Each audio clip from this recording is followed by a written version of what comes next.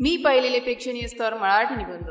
माझ्या आयुष्यातील सर्वात अविस्मरणीय प्रवास म्हणजे गणपतीपुळे धबधबा। हे अप्रतिम नैसर्गिक वैभव महाराष्ट्राच्या कोकण प्रदेशात रत्नागिरी जिल्ह्यात वसलेले आहे। निसर्गाच्या सानिध्यात घालवलेले ते दिवस आजही डोळ्यासमोर उभे राहतात। आमची ही सफर फेब्रुवारी महिन्यात सुरू झाली। मुंबईहून रत्नागिरी जाणारा रस्ता डोंगराळ वाटोळ्या वळणांनी भरलेला होता। डाव्या बाजूला उंच सह्याद्रीचे शिखर आणि उजव्या बाजूला अरुंद अंधाचे खोरे हे दृश्यच मनाला प्रसन्न करणारे होते। शेवटचे 5 किमी अंतर अरुंद वेल्यांनी भरलेले पायवाटेतून चालत जावे लागले। झाडांच्या पाण्यातून झिरपणारा सूर्यप्रकाश आणि पक्ष्यांचे किलबिलाट मनाला एक विलक्षण शांतता देत होते। अचानक एका वळणावरून गणपतीपुळे दिसू लागला। सुमारे 120 फूट उंचीवरून कोसळणारा पाण्याचा पांढरा पट्टा खाली खडकाळ खोऱ्यात जोरदार आवाज करीत कोसळत होता। सूर्यकिरणांनी त्यावर पडताच पाण्याचा धारा इंद्रधनुष्यानी रंगात न्हाऊन जात होता। धबधब्याच्या पायथ्याशी असलेले पाण्याचे नैसर्गिक कुंड प्लंज पूल निशार पाण्याने भरलेले होते। सभोवतालचेच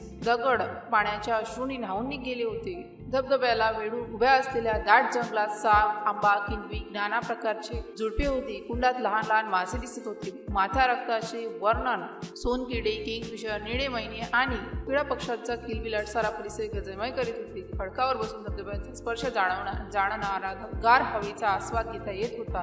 पाण्याचा कडकडाट आणि पक्ष्यांचा आवाजांचे मिश्रण निसर्गाचे अद्भुत संगीतमय वाटत होते। धबधब्यांच्या प्रवेशद्वाराजवळ एक छोटेसे गणपती मंदिर होते। स्थानिक लोक या धबधब्याला पवित्र मानतात। समोरच्या गावातील शेतकरी आपली पिके घेऊन येतात, तर पर्यटक निसर्गाचा आनंद घेण्यासाठी तेथील ग्रामस्थांचे साधेपण आणि अतिथी सेवा ही या स्थळाची खरी शान आहे। पाण्याच्या कुंडात उडी मारून थंडगार पाण्यात उडी मारण्याचा अनुभव अनवर्णनीय होता। पायाखालचे गुडगुडीत दगड, डोक्यावरून वाहणारे पाणी आणि भोवतालची हिरवीगार शांतता हे सर्व मनाला कोरून गेले आहे। त्या दिवशी मी निसर्गाची प्रचंड शक्ती आणि सौंदर्य जवळून अनुभवले। हे स्थळ म्हणजे केवळ धबधबा नव्हे, तर प्रकृतीची पूजा करण्याचे एक मंदिर आहे।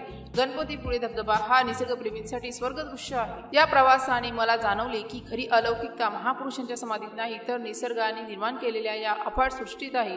अशा प्रेक्षणीय स्थळांचे रक्षण करणे, ते स्वच्छ ठेवणे हे आपले कर्तव्य आहे। जगातील सर्वात मोठे चमत्कार माणूस निर्माण करतो असे नाही, तर निसर्ग स्वतः साक्षात चमत्कारच आहे। धबधबा कोसळणे, उंच डोंगरावरून पाण्याचा स्पर्शाने भरते, मनातून विश्वास हे नैसर्गिक वैभवच खरे मानवी अहंकाराला देत भासते निराश। हा अनुभव माझ्या मनात कायम राहील, एक अमर भावस्मृती। जर या पोस्टशी संबंधित काही गोंधळ असेल किंवा आपल्याला अशा कोणत्याही विषयाची माहिती हवी असेल तर कृपया खालील दिलेल्या कमेंट बॉक्सद्वारे आपले प्रश्न आम्हाला विचारू शकता। या पोस्टशी संबंधित आणखीन काही प्रश्न असतील आपण आम्हाला ते देखील सांगू शकता की आम्ही त्या समस्या नक्कीच सोडवू।